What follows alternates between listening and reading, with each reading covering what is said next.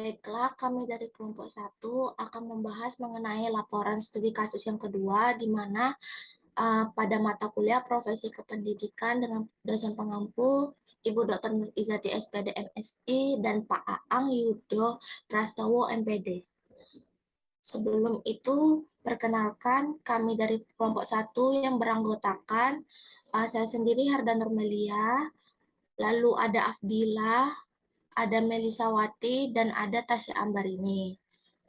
Nah, jadi di sini kami mengambil kasus 2 mengenai kasus penganiayaan guru honorer. Kadisdikbud Sabul Salam mengatakan profesi guru harus dihargai. Nah, adapun rumusan masalahnya yang pertama itu faktor-faktor apa saja yang melatar belakangi tindakan penganiayaan terhadap guru. Lalu selanjutnya bagaimana solusi agar peristiwa penganiayaan terhadap guru tidak terjadi lagi.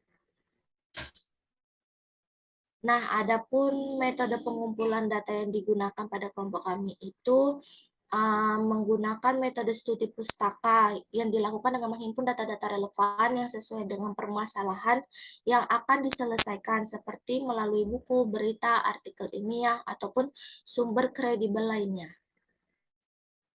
Baik, pembahasan selanjutnya akan dijelaskan oleh Tasya. Kepada Tasya, saya persilahkan. Baik, terima kasih moderator.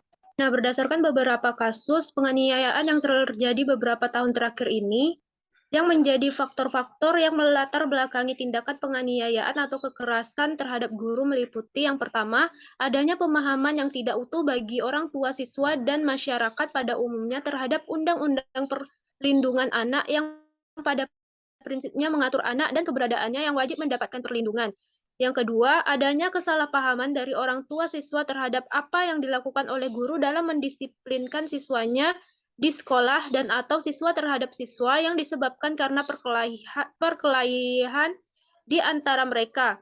Yang ketiga, komunikasi yang tidak utuh antara fakta kejadian di sekolah dengan laporan siswa kepada orang tua dan orang tua tidak mencari kebenarannya karena ketidakpahamannya terhadap pola pendidikan ataupun karena kesewenang-wenangnya. Yang keempat, kegiatan proses belajar mengajar yang tidak maksimal.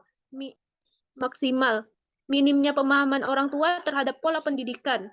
Yang kelima, dalam hal psikologi, sikap emosional yang belum matang yang menyebabkan tidak dapat mengontrol emosi pada diri siswa tersebut. Siswa merasa harga dirinya yang lebih tinggi dan menganggap orang lain sepele dan tidak segan terhadap gurunya.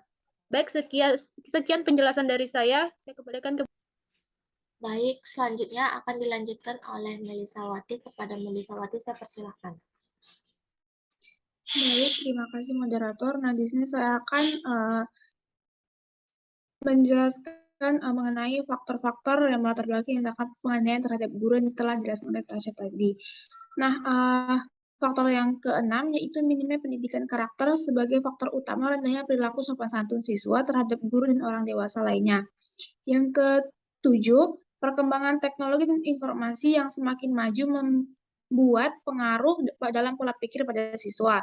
Yang kedelapan, tidak ada batasan hubungan antara guru dan siswa sehingga tidak menutup kemungkinan akan berdampak negatif, yakni siswa tidak segan terhadap guru dan tidak memandang gurunya sebagai sosok yang perlu dihargai dan dipatuhi. Yang kesembilan, guru lebih takut pada orang tua, terutama pada sekolah swasta yang tarif bulanannya mahal. Guru takut pada hukum dan peraturan secara berlebihan sehingga cenderung membiarkan saja ketika siswanya melakukan kesalahan atau melanggar peraturan. Yang ke-10, kasus yang kerap terjadi yaitu para orang tua bersikeras membela anaknya jika terjadi permasalahan di sekolah. Pergaulan bebas menyebabkan sifat meniru budaya barat yang cenderung bebas tanpa ada ikatan adat istiadat yang telah lama berlaku dalam kehidupan masyarakat Indonesia. Baik, sekian penjelasan saya kembalikan ke moderator. Baik, terima kasih kepada Melisa. Pembahasan selanjutnya akan dijelaskan kepada Abdillah. Kepada Abdillah, saya persilahkan. Baik, terima kasih moderator. Di sini saya akan menjelaskan mengenai analisis permasalahan yang kedua, perbaikan atau solusi agar peristiwa penganiayaan terhadap guru tidak terjadi lagi. Yang pertama itu harus membangun komunikasi yang baik antara orang tua siswa dengan sekolah, karena komunikasi yang intens menjadi salah satu kunci yang sangat penting untuk dilakukan. Sebaiknya dalam mendidik khususnya pemberian hukuman, sehendaknya dapat menciptakan efek positif bagi siswa. Hukuman edukatif lebih baik dibandingkan hukuman fisik atau psikis. Regulasi tentang perlindungan terhadap guru harus ditegakkan. Guru juga harus mengintrospeksi diri. Guru juga harus sadar bahwa ada yang salah dengan cara mereka mendidik selama ini. Bisa jadi penghinaan hingga pelaporan dilakukan oleh siswa adalah bentuk respon timbal balik dan perlawanan atas tindak kekerasan verbal maupun fisik yang dilakukan oleh guru. Terus yang terakhir, perlu dikuatkannya pendidikan karakter. Pendidikan karakter ini merupakan salah satu upaya yang dapat dilakukan ke semua tingkat satuan pendidikan di Indonesia untuk memutus rantai tindak kekerasan yang sudah mengakar kuat dalam sistem pendidikan di Indonesia. Itu saja dari saya kembalikan ke moderator. Baik, terima kasih kepada Afdila. Nah, selanjutnya itu ada kesimpulan.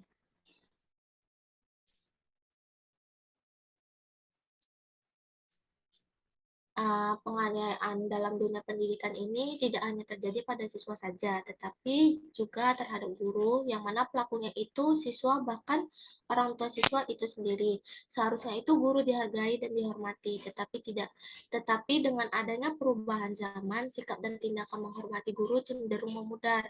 Adapun solusi yang diberikan agar kasus penganiayaan ini yang dialami oleh guru dapat menurun, di antaranya membangun komunikasi yang baik antara orang tua siswa dengan sekolah, hukum perlindungan profesi guru lebih ditegaskan lagi, pendidikan karakter siswa perlu ditingkatkan. Baik, sekian presentasi dari kelompok 1. Terima kasih atas partisipasinya.